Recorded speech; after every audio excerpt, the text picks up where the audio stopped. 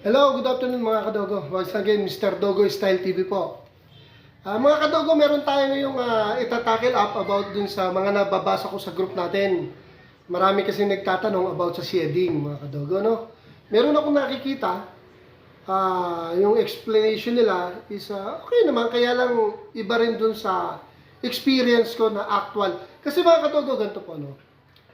Kung ano po ang breed natin, doon po tayo magre-rely. Kasi pag iba ang breed, iba rin ang way of shedding. Especially yung mga hindi balbon, siyempre iba ang way of shedding noon. Pero pag mga woolly type like husky, iba rin po ang way of shedding niya. Kasi balbon po sila. Hindi po lahat ng balbon same pero dito po tayo sa husky. Kasi doon ko po sa group ko na basa yung tanong at husky po yung ginamit niyang sample, yung husky niya daw. Pero iba po ang explanation ng ibang breeder. Kung tinignan ko yung isa French Bulldog. So, hindi, iba yung way of shedding ng French Bulldog. Hindi natin pwede i-compare yun sa woolly type na husky, mga kadogo, no? So, sa pagkakaalam ko mga kadogo, sa dog breeder, an experienced breeder, ang tagal ko humawak ng husky. Dito tayo sa husky, mga kadogo. Ang husky kasi, mga kadogo, no?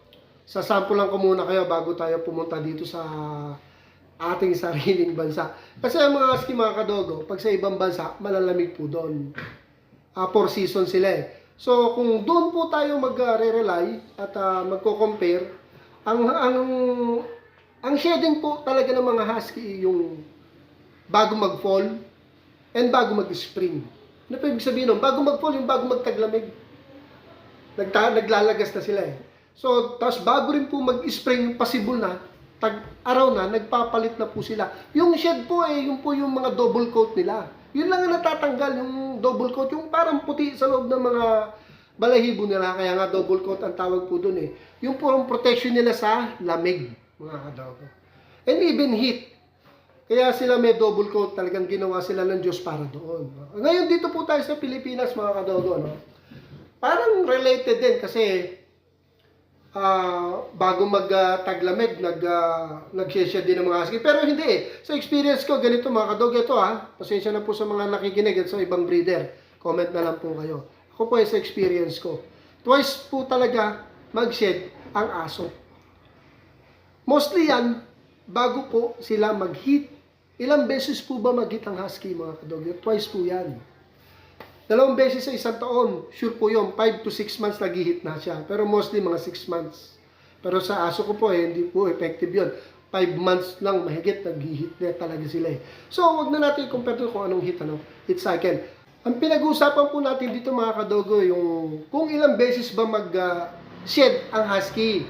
Doon po tayo mag-concentrate mga kadogo. So, sa experience ko po, being 9 years breeder po, sa experience ko po, 2 beses po talaga yan. Totoo po yan. Mostly po ang palatandaan ko po dyan, pag ang husky ko mag-hit na or maglalandi na, doon na po nagsisimula yung pag-shed nila. Sa experience and sa observation ko po.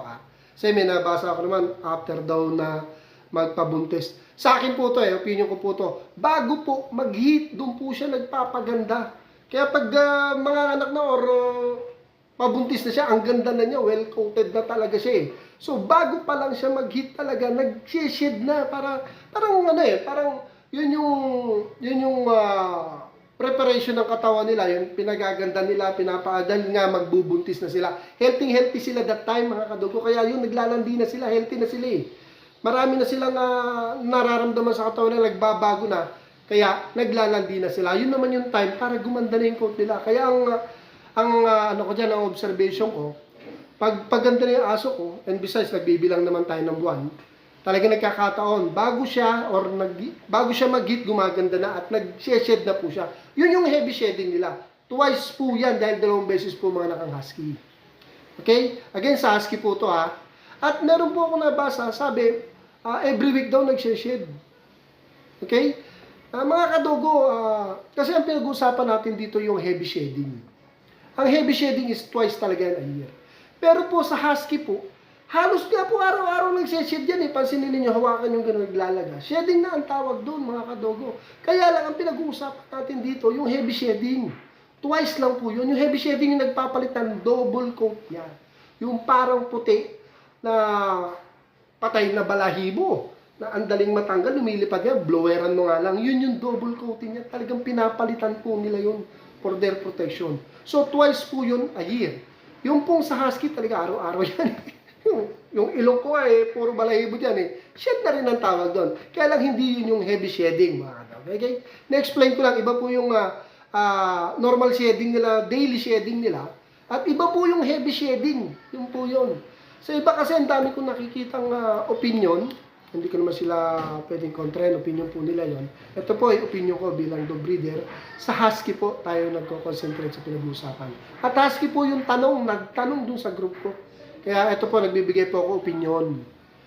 Okay? So, respetuhan lang po tayo at baka meron po dyan kayong mas maganda explanation. Comment lang po kayo, wala pong problema yun. So, mga kadogo yun, ito po yung opinion ko po. Okay? At nire-respeto ko po lahat ng may opinion. Ito po yung sa experience ko lang. Okay? So mga kadogo, sana may natutunan kayo kahit papano sa inyong abang lingkod na si Mr. Dogo Style. Doon po sa nagtatanong, sana po nagkaroon din po kayo ng konting kaalaman doon sa aking kaalaman din about sa shedding ng husky po mismo. Okay? So sa mga viewers ko po, sana may natutunan kayo kahit papano. And open po ako. Kung ako po may pagkukulang sa explanation ko, open po akong tumanggap ng inyong mga suggestion about shedding. Para palitan po tayo ng mga knowledge natin. At mas lalong umunlad yung knowledge natin about sa aso, especially dun sa shedding. Okay? So, thank you po ulit sa mga viewers ko. And again, sana po, lagi po kayong manonood at sumusubaybay sa Mr. Dogo Style TV. Thank you po sa inyong lahat. God bless all po. And advance Merry Christmas.